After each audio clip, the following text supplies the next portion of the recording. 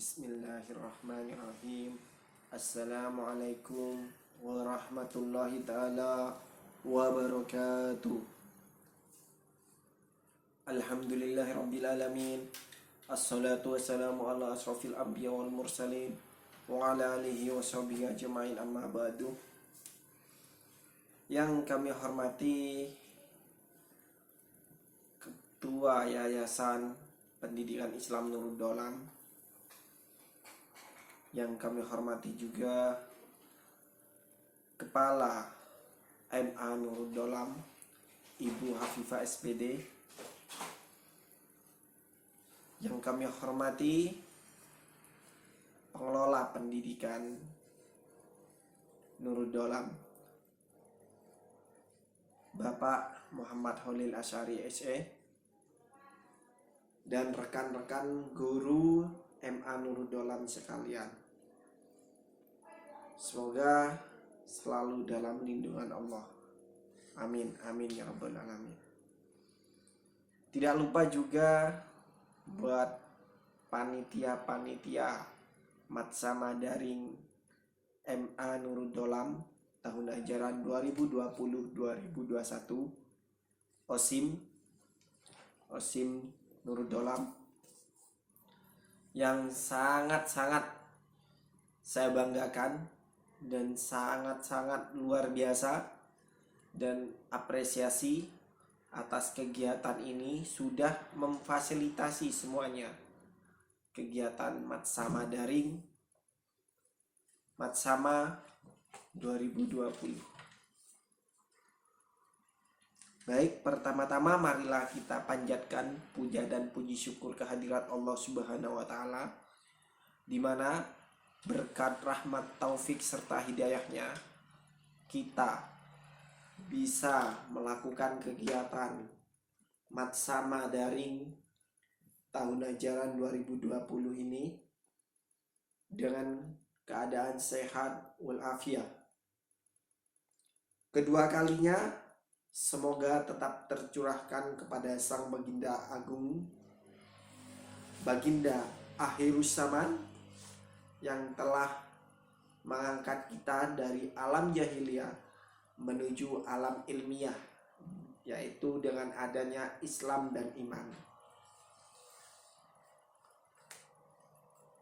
Para siswa baru MA Nurul Dolam,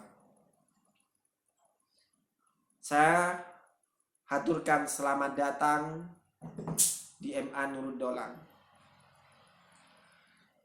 Saya sangat bangga dengan kalian, karena dengan sabar mengikuti Matsama Daring ini, walaupun tanpa tatap muka, tapi kalian tetap mengikutinya. Dan saya sangat terima kasih terhadap OSIM yang sudah menunjuk saya untuk mengisi materi Matsama ini. Yaitu kebetulan saya juga ditunjuk untuk mengisi tentang kepemimpinan atau leadership. Kita sudah tahu banyak bahwa kepemimpinan itu adalah apa gitu. Sudah bisa sharing di Google. Saya hanya ingin memberikan beberapa contoh saja. Kalau berbicara tentang kepemimpinan, alangkah baiknya kita meneladani Rasulullah. Beliau adalah pemimpin sejati. Dia yang sudah merubah kita.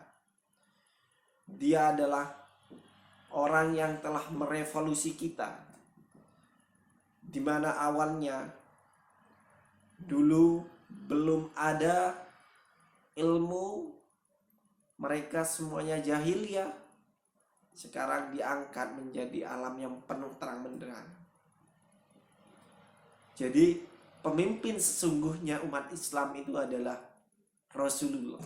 Jadi anak-anakku, contohlah teladan Rasulullah sebagai pemimpin yang bijaksana, yang luar biasa, yang tak tertandingi oleh makhluk manapun. Rasulullah sangat luar biasa.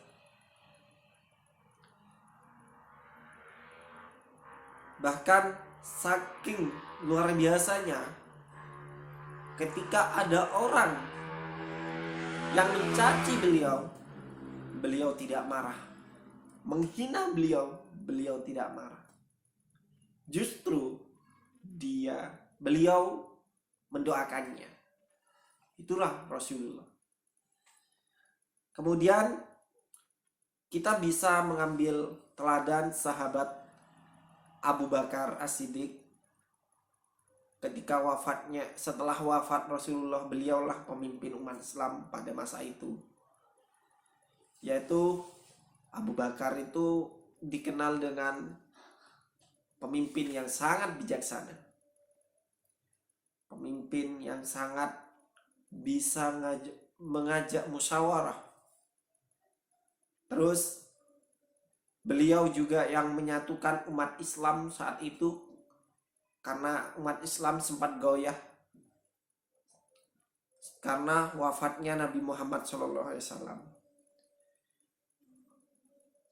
Abu Bakar As-Siddiq mempersatukan umat Islam pada saat itu. Dia memberi komando dengan jiwa kepemimpinannya. Kemudian beliau juga mampu berhasil membangun sistem sosial politik yang sangat damai dan adil. Kenapa? Karena beliau ketika mau memutuskan sesuatu, beliau selalu bermusyawarah dengan para sahabat-sahabat yang lain. Beliau meminta pendapat. Beliau meminta pandangan sebelum memutuskan sesuatu. Bahkan beliau bisa berhasil mengumpulkan ayat-ayat suci Al-Quran menjadi mushaf. Itu karena pendapat-pendapat dari para sahabat sekitar. Dia memutuskan untuk kumpulkan ayat-ayat Al-Quran pada masa itu. Jadi beliau sangat sederhana, bijaksana. Walaupun dikritik, dia terima, telaah, bertafakur. Itulah Abu Bakar. Dia selalu mengambil pelajaran. Setelah Abu Bakar wafat, dilanjutkan oleh masa kepemimpinan sahabat Umar bin Khattab. Sahabat Umar ini dikenal dengan juga Abu Hafs, atau bisa dikatakan benar-benar mengabdikan untuk mencapai ridha Allah Subhanahu wa taala. Dia berjuang demi kepentingan rakyat. Dia benar-benar untuk mengetahui keadaan rakyatnya, dia langsung observasi ke bawah. Dia langsung turun melihat keadaan rakyatnya. Bahkan suatu malam ia menemukan gubuk kecil. Dari dalam gubuk kecil tersebut samar-samar terdengar suara tangis anak kecil yang meraung-raung. Umar pun mendekat dan memperhatikan dengan seksama keadaan gubuk itu. Terlihat seorang ibu sedang mengaduk-aduk panci, sedang memasak. Namun terlihat anak-anaknya menangis, meronta-ronta. Umar pun semakin mendekat. Semakin mendekat. Setelah mendekat, beliau mengucapkan, "Kenapa ibu? Kenapa anaknya menangis? Sepertinya mereka lapar."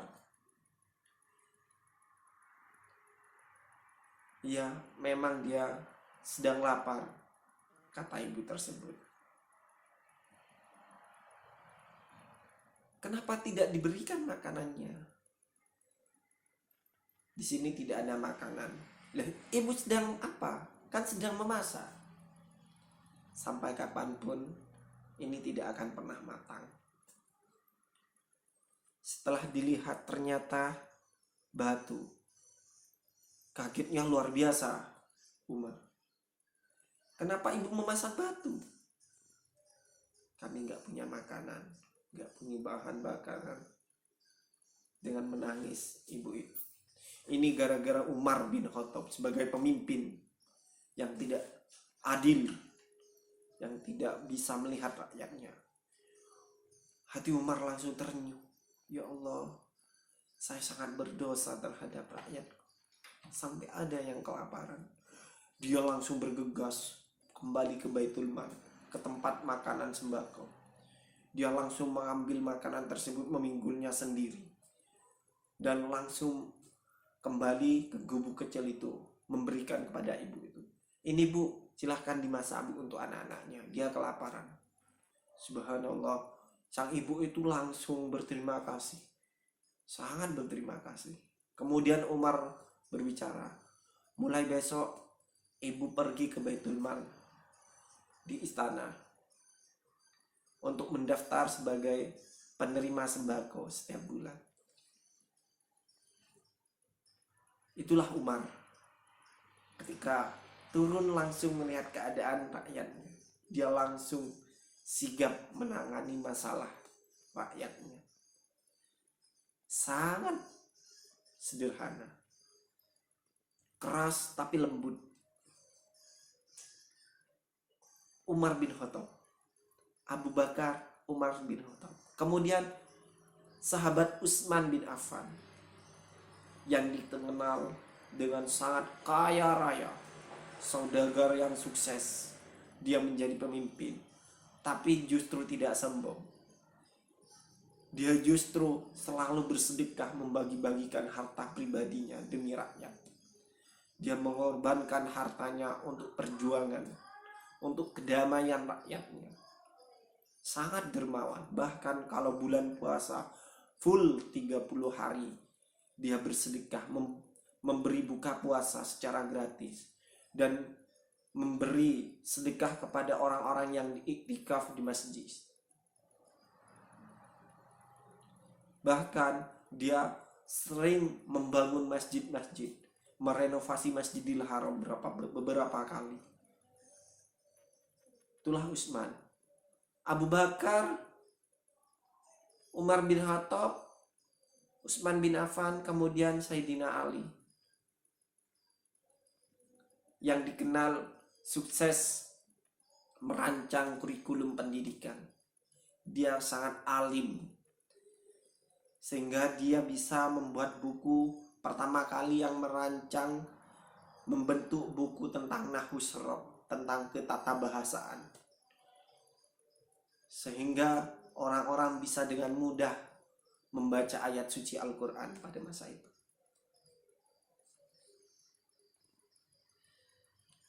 Anak-anakku sekalian, peserta Matsama MA Nurul Dolam yang sangat saya banggakan. Jadi kalau berbicara tentang kepemimpinan itu banyak contoh-contoh tokoh-tokoh yang kita harus teladani mereka. Karena dalam Indonesia itu ada Bung Hatta, B.J. Habibie, bisa Bung Karno. Bung Hatta pun sempat berkata, kalau jadi pemimpin itu siap-siap untuk tidur tidak nyaman. Maksudnya itu, jangan hanya malah tidur, itu harus tetap memikirkan bawahannya, rakyatnya. Tidak semerta-merta ketika jadi pemimpin malah tidurnya tambah nyenyak. Itu pendapat Bung Hatta. Dalam tokoh Islam pun banyak sekali, seperti pendiri NU Kiai Haji Hasyim Asy'ari, terus Kiai Haji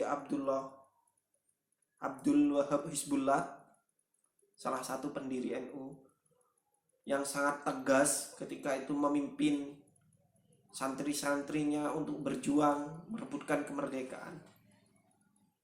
Dia sangat tegas memimpin santri-santrinya, terus para pemuda. Jadi anak-anakku, ketika kalian sekolah nanti di MA Nurul Dolam, saya ingin kalian itu memiliki jiwa kepemimpinan. Kepemimpinan itu bukan hanya untuk menjadi pemimpin, menjadi ketua kelas, menjadi ketua OSIM, atau menjadi kepala negara, menjadi bupati. Bukan itu. Kita harus mulai dari diri kita sendiri. Kita harus mampu memimpin jiwa kita, tubuh kita, pikiran kita, telinga kita. Semua kita harus mampu memimpinnya. Mulai dari bangun tidur sampai tidur kembali, kita harus pimpin. Jadi kalau kita sudah sukses memimpin tubuh kita ini, diri kita sendiri, dijamin insya Allah kalian tidak akan telat masuk sekolah. Ketika tata tertib MA Nurul Dolam jam 7 masuk, karena kalian sudah mampu memimpin dirinya sendiri, kalian akan masuk jam 7, tidak akan telat. Jadi kalian harus benar-benar menjadi pemimpin yang tangguh di masa yang akan datang. Saya hanya berpesan, ketika sekolah di MA Nurul Dolam, tekadkan niat kalian, bulatkan hati kalian. Jadi harus benar-benar ikhlas karena mencari ilmu. Bulatkan di hati nurani kalian yang paling dalam. Kalian harus benar-benar bersyukur bisa sekolah di MA Nurul Dolam. Kenapa?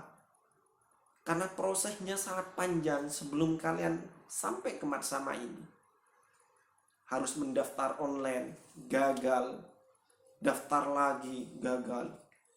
Sampai akhirnya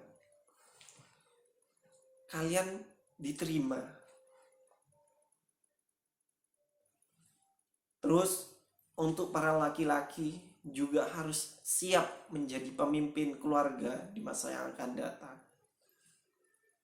Untuk para perempuan juga akan jadi pemimpin nanti di masa yang akan datang. Perempuan itu akan memimpin anaknya. Kenapa? Karena perempuan itu adalah madrasatul ula, pendidikan pertama untuk keturunannya. Maka dari itu, seorang perempuan itu harus memiliki ilmu yang tinggi. Jangan pernah menyerah menjadi pemimpin nantinya. Jadi, anak-anakku, peserta didik baru, mulai dari sekarang, tanamkan mimpi dalam jiwa kalian. Jadi kalian harus kuliah nanti, sampai lulus menjadi sarjana. Kalimat-kalimat perempuan pergi ke dapur, itu tolong jangan dijadikan dasar. Kenapa? Karena nanti kalian adalah seorang pemimpin untuk anaknya. Seorang laki-laki akan menjadi pemimpin untuk anak istrinya. Jadi mulai sekarang latih jiwa kepemimpinan kalian. Kemudian untuk peserta didik baru MA Nurul Dolam, saya ucapkan selamat datang di Madrasah Aliyah Nurul Dolam. Semoga kalian berada di MA Nurul Dolam itu mendapatkan ilmu yang barokah, ilmu yang bermanfaat, sehingga berguna untuk agama, bangsa, dan negara, serta bisa membanggakan orang tua kalian. Mungkin hanya itu dari saya. Semoga kalian terus maju, sukses untuk MA Nurul Dolam. Terus tekadkan niat kalian untuk menjadi pemimpin-pemimpin hebat di masa yang akan datang. Jangan pernah menyerah. Walaupun kita mencari ilmu, tak terbatas tempat, ruang, dan waktu. Jarak kita jauh, tapi kita tetap menuntut ilmu. Walaupun secara virtual, kita tanpa tatap muka, face to face, kita tetap mengambil manfaatnya. Jadi anak-anakku sekalian, semangat sekolah di MA Nurul Dolam. Jadilah orang-orang yang bermanfaat. Mungkin hanya itu dari saya. Pesan terakhir, MA Nurul Dolam itu adalah sekolah yang sangat serius dan konsen untuk mendidik peserta didik barunya serta siswa-siswanya. Dan bahkan setelah lulus akan dipersiapkan beasiswa dari MA Nurul Dolam. Hanya itu, MA Nurul Dolam, insan cerdas berakhlakul karimah. Wassalamualaikum warahmatullahi taala wabarakatuh.